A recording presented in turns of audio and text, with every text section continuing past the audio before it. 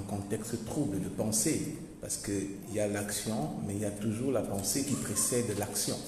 Et c'est pour ça que ce type de rencontres sont également intéressantes pour former également nos convictions dans la bataille qui est en cours. J'ai bien aimé la fin du propos du grand frère Jean sur la question de l'État, de la Constitution, parce que le problème auquel nous faisons face au Cameroun, c'est celui de la nature de l'État, mais c'est également l'ensemble de ces prérogatives qui sont constitutionnellement attribuées au président illégitime, M. Biya, et justement qui sont au cœur à la fois de la crise anglophone, et je vais y revenir tout à l'heure, mais également de la crise politique. Je devais justement parler du contexte camerounais général, mais c'est très difficile de cerner les débats actuels, d'autant plus que nous sommes des contemporains, mais aussi parce qu'il y a beaucoup de dynamiques en cours que nous ne pouvons pas saisir. Donc j'ai préféré plutôt partir de l'angle de la crise politique actuelle, tout en prenant et en intégrant la question de la crise anglophone. Parce que l'un des avantages de la crise politique, c'est d'avoir permis au moins de mettre un terme ce qu'on peut qualifier de dictature à huis clos. Parce que pendant des décennies, M. Biya a été largement présenté comme un bon papy à l'échelle internationale qui, dans un contexte de crise en Afrique, au Congo, au Mali, au Tchad, avec les coups d'État et autres, lui parvenait à maintenir un pays relativement stable. Du moins, c'est ce ils sont parvenus à vendre à la communauté internationale, ce qui justement a entraîné ce qu'on peut appeler une fermeture des yeux. C'est-à-dire qu'on ne prêtait pas attention sérieusement à l'ensemble des violations des droits de l'homme, au bafouement de la démocratie, au monopole de l'État par un groupe d'individus, au crime, parce que c'est certainement l'un des aspects qui sera au cœur de l'après-Biya, les crimes qui ont été commis par ce régime et qui n'ont pas été élucidés ou qui ne sont même pas discutés aujourd'hui.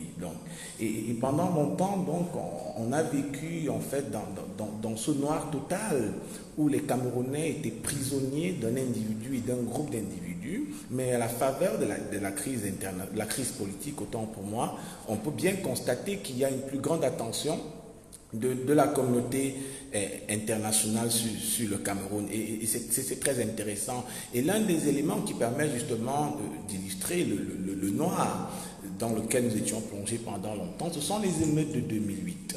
Parce que les émeutes de 2008 peuvent être interprétées comme l'un des moments, au-delà des événements de 92, où le peuple, où la jeunesse a tenté pour la première fois de renverser le dictateur Biya. Il y a eu véritablement des crimes qui ont été perpétrés. On parle de plus de 100 morts qui sont tombés au cours de ces émeutes. Or, ces émeutes étaient déjà révélateurs d'un certain malaise profond au Cameroun. Mais vous pouvez bien vous rendre compte qu'au-delà de l'action des ONG internationales qui ont justement tenté de donner écho à la répression barbare des jeunes, on n'a pas eu un courroux de la communauté internationale.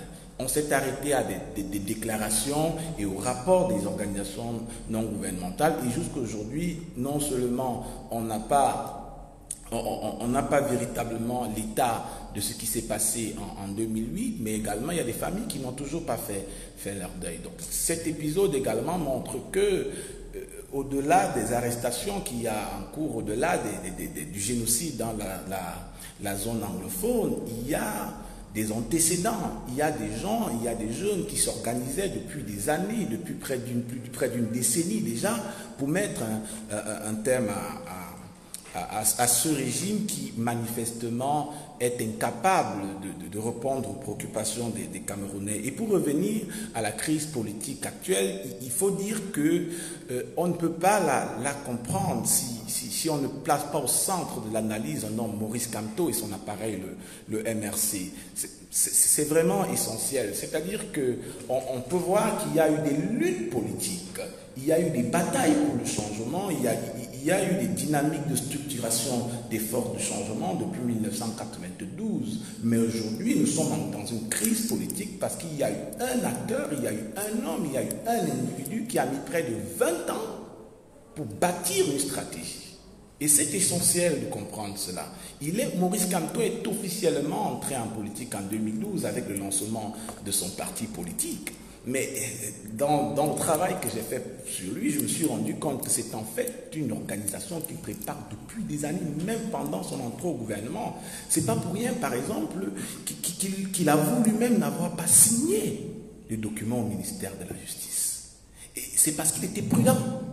Il connaît très bien la nature du système, il connaît très bien M. Biya, et il savait très bien que M. Biya utilise l'appareil de l'État, ou si vous voulez le droit, pour éliminer politiquement ses adversaires, ou encore pour déconstruire toute stratégie de renversement du régime. Donc il suspectait dans sa propre stratégie personnelle que s'il commet une bavure au ministère de la Justice, parce il faut toujours le rappeler également aux gens, à ceux qui vous diront que M. Kamto était ministre délégué parce qu'il voulait entrer au gouvernement, il faut dire que ce n'est pas vrai. Maurice Kamto entre au gouvernement parce qu'en tant que négociateur principal de l'accord de Green Tree, il devait être au même rang que son homologue nigérian. Et la principale mission de Maurice Kamto au ministère de la Justice aura été de suivre la rétrocession complète de la presqu'île de Bakassi au Cameroun. C'est même d'abord pour cela qu'il entre au gouvernement. Et déjà, au ministère de la Justice, il prépare clandestinement son entrée en politique. Et aujourd'hui, à la faveur de l'élection présidentielle du 7 octobre 2018, dont nous avons tous été témoins de ce hold-up électoral, parce qu'on vous demandera, on vous dira en permanence pourquoi vous résistez, pourquoi vous contestez. Mais nous contestons parce que nous avons des sérieux arguments pour remettre en cause la légitimité de Biya. Il ne faut pas passer de 12 à 14 heures pour être surpris de ce qui s'est passé au Conseil constitutionnel. Et il y a une question morale autour de ce qui s'est passé au Conseil constitutionnel. Devons-nous tolérer le vol en permanence? Quel type d'éducation nous devons donner à nos enfants? Quelles sont les valeurs qu'une société peut promouvoir? Ça veut dire que derrière le hold-up électoral, derrière la résistance, il n'y a pas qu'un enjeu, autant pour moi, de conquête du pouvoir. Il y a une dimension philosophique profonde de reconstruction d'une société. Parce que le vol au Conseil électoral est l'illustration la plus visible et la plus parfaite d'une dégradation morale dans laquelle nous sommes plongés aujourd'hui. Donc la résistance, et Maurice Kamto a très bien fait de le marteler en décembre 2018 dans son discours, il a dit la résistance c'est une manière pour nous de nous approprier notre citoyenneté, mais également pour reconstruire une nouvelle société sur de nouvelles valeurs. Et c'est essentiel de le dire. Et quand il lance cette résistance, on sait tous qu'il y a eu des premières arrestations le 26 et le 28 en réalité, parce que Maurice Kamto est arrêté le 28, mais avant le 26, il y a eu déjà près de 80 arrestations. Après, on a eu les marches blanches du 1er juin et les marches blanches du 8 juin. Ça fait au total qu'on a eu 200 à 230 arrestations, mais il y a une partie qui sont libérées. Aujourd'hui, on a 114 personnes qui doivent passer devant un tribunal militaire, dont Maurice Kamto, Christian Pendekoka, Valsero et Albert Zongan. C'est assez dommage et c'est assez illustratif du seuil de violence dans lequel nous nous trouvons. Parce que qu'est-ce qui peut bien justifier que des individus puissent être jugés par un tribunal militaire alors qu'ils n'ont pas pris des armes? Donc on voit qu'il y a, au-delà de la crise politique actuelle, qui a largement contribué à rendre la situation camerounaise plus visible à l'échelle internationale. Parce que ce que certains ne vous disent pas, c'est que pendant 2 ans, il y a eu quand même beaucoup de crimes commis dans la zone anglophone. Et c'est depuis 2 ans que les anglophones se battent. C'est depuis 2 ans qu'on a une armée qui tue, qu'on a des gens qui sont enterrés, on a des militaires qui brûlent des villages. Mais lorsque vous analysez d'un point de vue chronologique les débats et les discours, la médiatisation à l'échelle internationale, vous vous rendez très bien compte que c'est après l'arrestation de Cantor qu'il y a eu tout un lever de bouclier de la communauté internationale sur le cas du Cameroun. C'est-à-dire qu'on peut parler de la crise anglophone, on peut mettre en avant la crise anglophone pour remettre en cause la légitimité de Biya ou pour appeler à des réformes démocratiques au Cameroun. Mais ce qui est vrai, c'est que l'arrestation de Cantor a accéléré tout un ensemble de procédures à l'échelle internationale qui n'avaient pas eu lieu depuis 2 ans. On a eu cette fameuse résolution du Parlement européen qui, bien qu'elle ne soit pas contraignante, est symboliquement très importante et déterminante dans les rapports de force et les jeux qui ont cours. On a eu cette première résolution du Sénat américain qui autorise le président américain à intervenir au Cameroun. On a eu plusieurs résolutions du Congrès américain, je crois notamment 2 à 3 résolutions. Ça, je vous parle simplement depuis le 26 janvier. Et là, vous avez eu toute cette presse internationale, tous ces médias, même les médias suisses, les médias russes, autant pour moi, qui se sont jetés sur le Cameroun et ont commencé à présenter le Cameroun comme une dictature. Donc, il y a déjà, dans un premier temps, ce mérite qu'il faille attribuer à la résistance incarnée par Maurice Kamto, parce que s'il n'avait pas été là, s'il n'avait pas fait cela, M. Biya aurait pu continuer à tuer, à torturer en toute impunité. D'ailleurs, ces gens revendiquent le droit de tuer. Quand vous leur dites ne tuez pas, ils vous disent qu'ils ont l'État. Ils vous disent que le pays est un et indivisible. C'est-à-dire c'est des gens qui sont dans une logique criminelle qui n'est pas compréhensible pour toute personne dotée d'un peu d'humanité. Et donc, à cette crise politique, est venue donc se joindre, cette crise politique, autant pour moi, a rejoint la crise sécuritaire. Ce qui fait un puzzle plus complexe. Plus complexe parce que la crise politique est principalement portée par la zone francophone du Cameroun. Tandis que la crise sécuritaire, qui est en fait la lutte de sécession, de nos frères anglophones est porté dans la zone anglophone. Ça crée un puzzle un peu plus complexe et qui a pour fondement en réalité le régime et sa nature. C'est-à-dire c'est un État profondément patrimonial. Je ne vais pas revenir dessus parce que il y a beaucoup de travaux sur la question, beaucoup de récits des journalistes. Un État corrompu. La corruption, en fait, c'est dans l'ADN du régime de M. Biya, c'est-à-dire que vous ne pouvez rien faire au Cameroun sans corrompre, même pour obtenir un document qui vous revient de droit, vous deviez payer des pots de vin. C'est un régime de prédation, des gens pillent en toute impunité, sans complexe, bradation des ressources, ça c'est forcément l'une des pages que nous devrions ouvrir, c'est-à-dire que quels sont les contrats qui sont passés au Cameroun depuis ces 5 dernières années.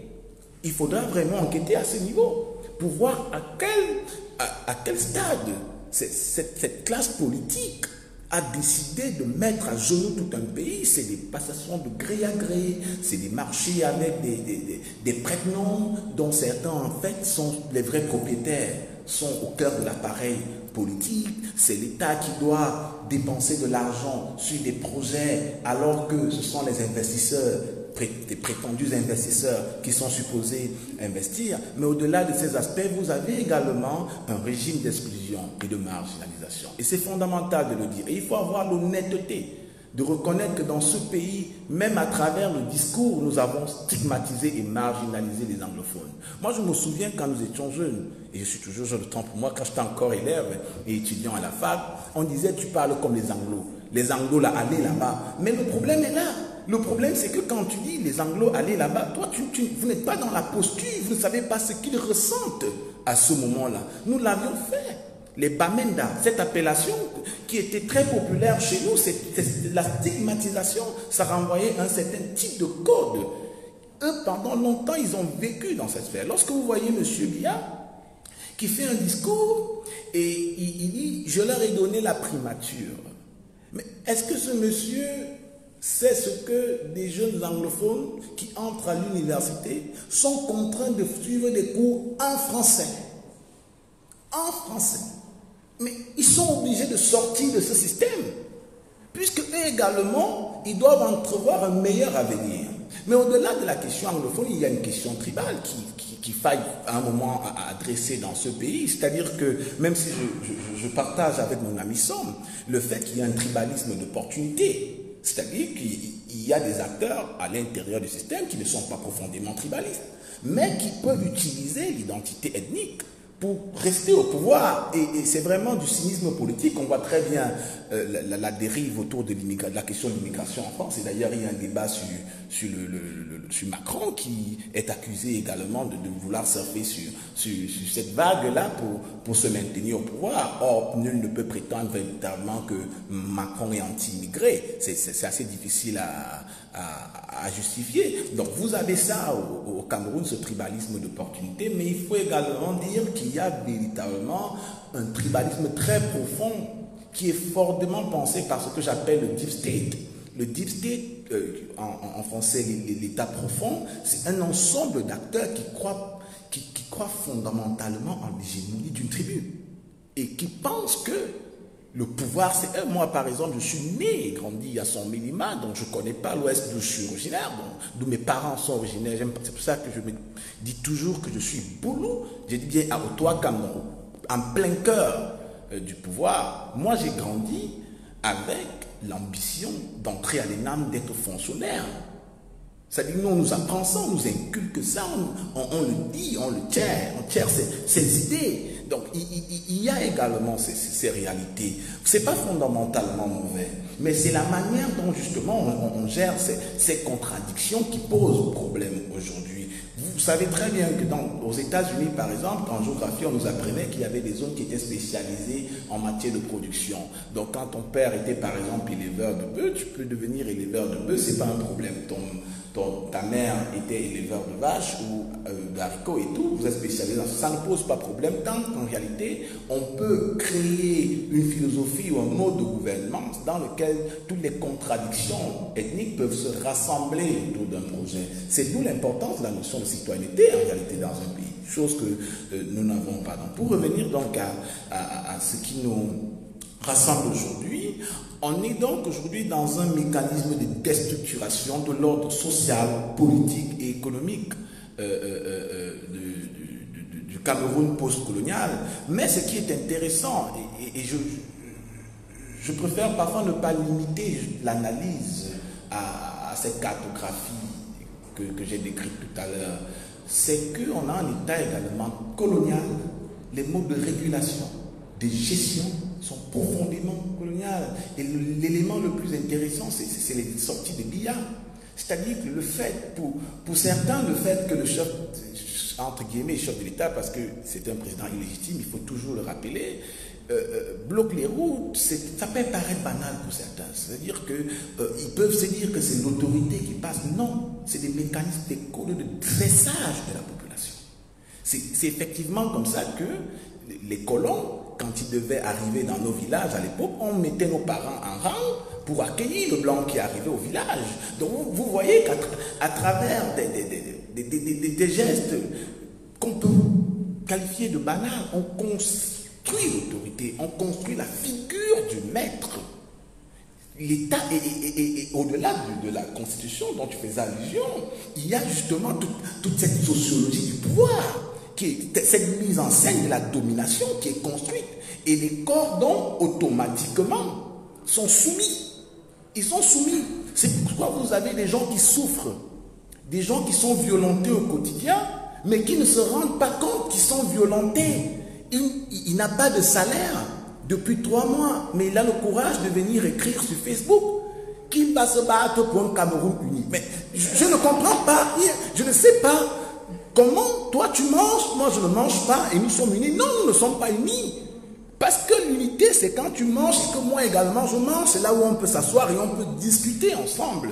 Donc ces discours que vous avez, on peut parfois les critiquer violemment. On peut parfois attaquer les considérations souterraines. Mais parfois également, il faut comprendre. Il faut comprendre justement tout cet héritage à la fois colonial et post-colonial qui fait en sorte qu'aujourd'hui, nous sommes des sujets du maître lien. C'est là qu'il est question, c'est-à-dire que moi je fais partie de ceux qui soutiennent l'idée selon laquelle le Cameroun demeure une colonie. Une colonie, la seule chose qui change, c'est parce qu'il y a des Noirs. Et récemment, je ne sais pas, l'article Mediapart, il y a une très belle enquête de Mediapart qui est parue il y a 3 semaines. Il relevait cela à partir de Yaoundé. Et le journaliste français qui raconte ces routes, les fonctionnaires habillés en veste quand ça chauffe et tout. Et c'est vraiment cette image de la colonisation qu'il essayait de mettre en scène. Et aujourd'hui, donc, quand Maurice Kamto entre en résistance, il est perçu comme quelqu'un qui veut remettre en cause tout ce système. C'est essentiel parce que dans la trajectoire de Maurice Kamto, on peut bien voir qu'il est en déphasage avec l'ensemble des valeurs promues par Biya. C'est-à-dire que c'est un homme qui a toujours travaillé pour avoir ce qu'il a eu. C'est un homme qui a très peu triché.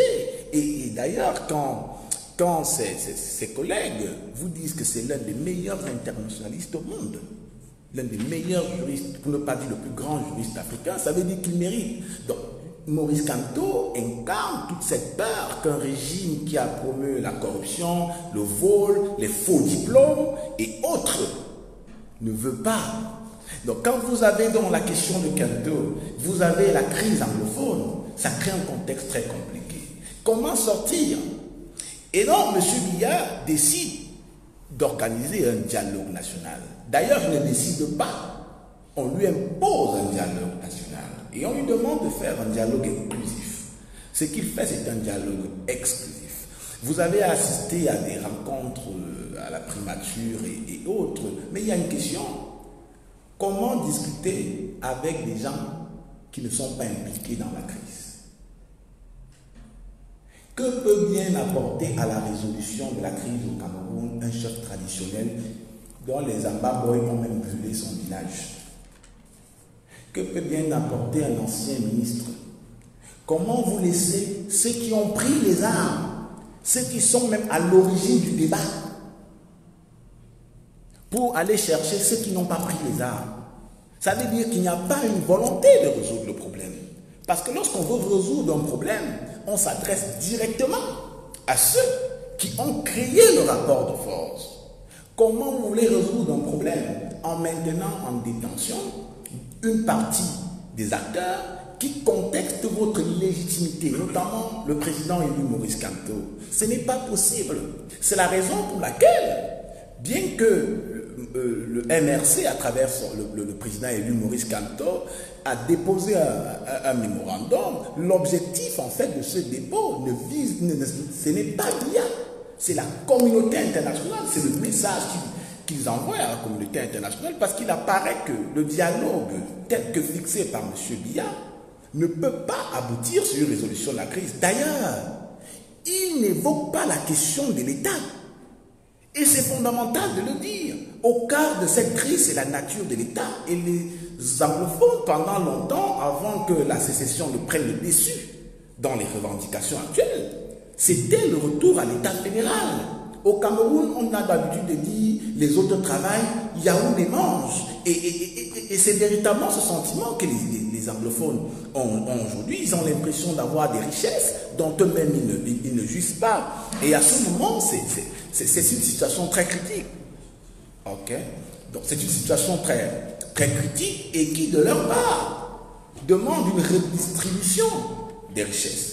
Et c'est essentiel de le comprendre. Or, M. Biya surfe sur la décentralisation. Mais la décentralisation est inclue dans la Constitution camerounaise depuis 1996. Donc, 22 ans, c'est 22 ans, je crois.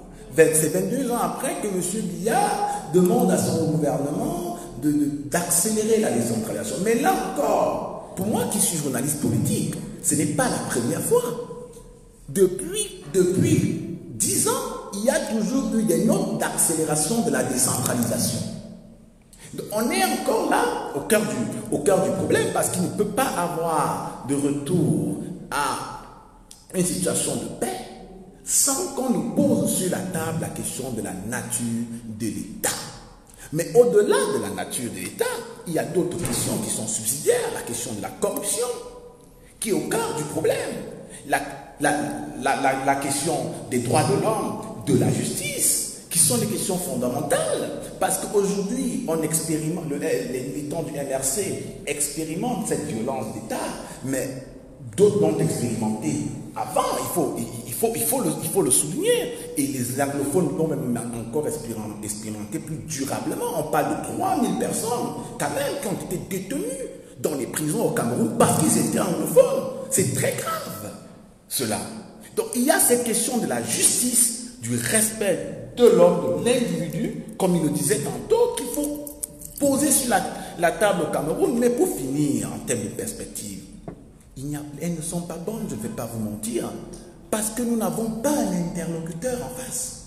Nous avons un président qui a volé l'élection et qui est prêt à tout, y compris un génocide, pour se maintenir au pouvoir. Mais au fond, lorsqu'on pousse l'analyse, que ce soit la crise sécuritaire, que ce soit la crise politique, il y a un seul point commun, le départ de M. Et vous pouvez discuter avec tous les anglophones que vous voulez, vous pouvez discuter avec tous les militants du MRC ou encore avec la hiérarchie du MRC, ils vous diront que le cœur du problème, c'est là. Et c'est pourquoi M. Biya ne peut pas aller vers un dialogue inclusif. Parce qu'un dialogue inclusif sera le procès de son système. Merci.